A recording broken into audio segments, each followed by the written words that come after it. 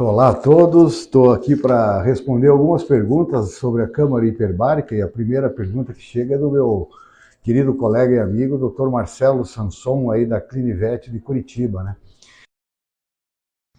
Bem, meu nome é Marcelo Sanson e eu gostaria de fazer passar um posicionamento e uma pergunta para o Dr. Roberto Lang sobre o novo serviço, né, fantástico, que é o uso da câmara hiperbárica em animais de companhia, cães e gatos, especialmente. Só o preâmbulo inicial é realmente um pouco da resistência que o médico veterinário tem por não conhecer totalmente, né, a tecnologia. Embora sabemos que isso tem uma ampla utilização já na medicina humana, eu até quero passar, né, fazer uma pergunta, porque talvez um dos maiores problemas nossos dentro de um hospital veterinário, de uma clínica veterinária, ou de um tratamento mesmo de colegas que atendem consultórios, é o cuidado com as feridas, especialmente feridas por tempo de internação. Ela tem uma característica de uma cicatrização muito difícil, ou uma ferida pós-debridamento de uma massa tumoral, uma ferida de difícil cicatrização, e isso demanda um desgaste muito grande de tempo, de gasto financeiro do cliente e, eventualmente, tem um aceleramento muito substancial com o uso da câmara hiperbárica. Gostaria que o Dr. Roberto falasse um pouco mais sobre esses cuidados do paciente internado ou dos pacientes em decúbito que geram feridas, especialmente no âmbito hospitalar. Ok? Obrigado, um abraço. Vou começar da primeira pergunta, Marcelo.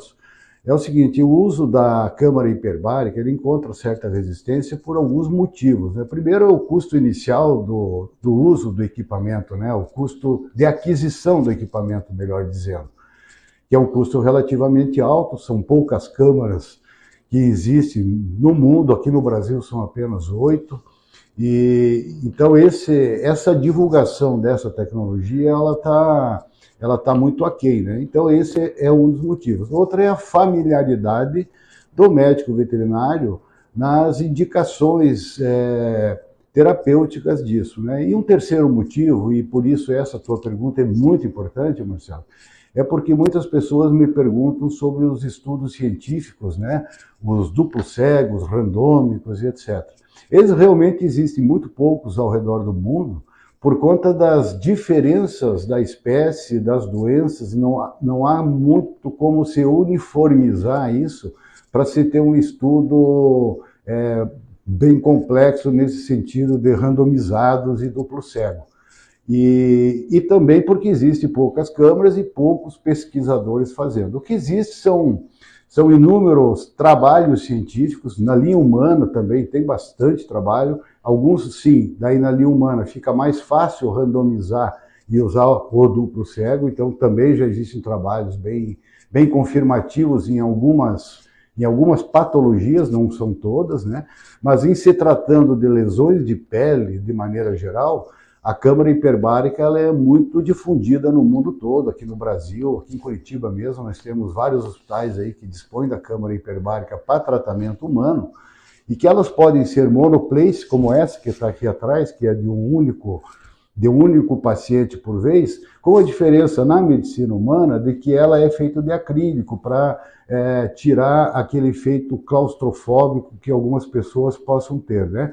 Na medicina veterinária é usada exclusivamente em aço, né, um aço espesso, exatamente para evitar que ela sofra lesões por arranhamento do paciente dentro da câmara e isso a fragilize.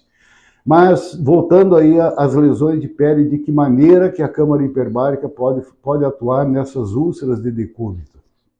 O que acontece nessas úlceras de decúbito é como em qualquer outra ferida, né?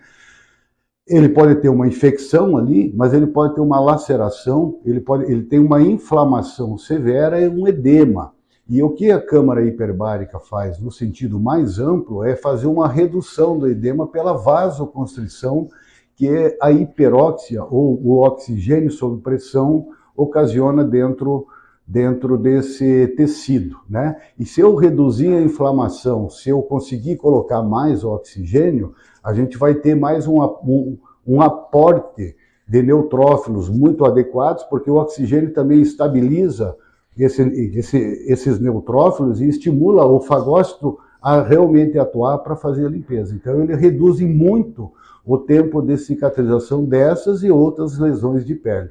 Ela é amplamente usada no mundo todo nesse sentido, né? Além disso, o oxigênio hiperbárico, ele tem uma ação direta sobre algumas bactérias gram-positivas e é uma ação bactericida, como algumas bactérias com espectro positivo e negativo também. Além disso, ele atua com sinergia em alguns antibióticos que estão sendo usados, ou que podem ser usados, como no caso dos aminoglicosídeos, as fluoroquinolonas, anfotericina B, etc.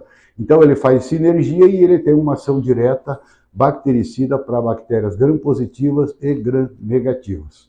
Creio que, assim, de maneira geral, Marcelo, é uma indicação muito boa, porque ele, reduzindo o edema, reduzindo a inflamação, faz com que se aconteça o processo de regeneração tecidual mais adequadamente. Não fica aquela inflamação crônica em que não gera um processo cicatricial, né? A cascata da cicatrização, a gente sabe, ela tem que ter um início inflamatório, mas ele não pode ficar cronificado, porque senão não existe a reposição tecidual adequada.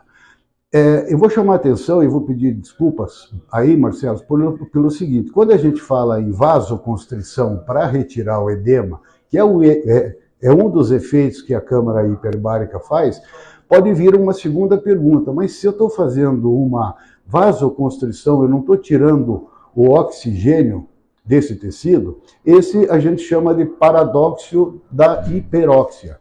O que acontece? A vasoconstrição tira o edema, mas a oxigenoterapia hiperbárica, ou seja, sob pressão, disponibiliza no plasma sanguíneo até 14 vezes mais a presença de oxigênio.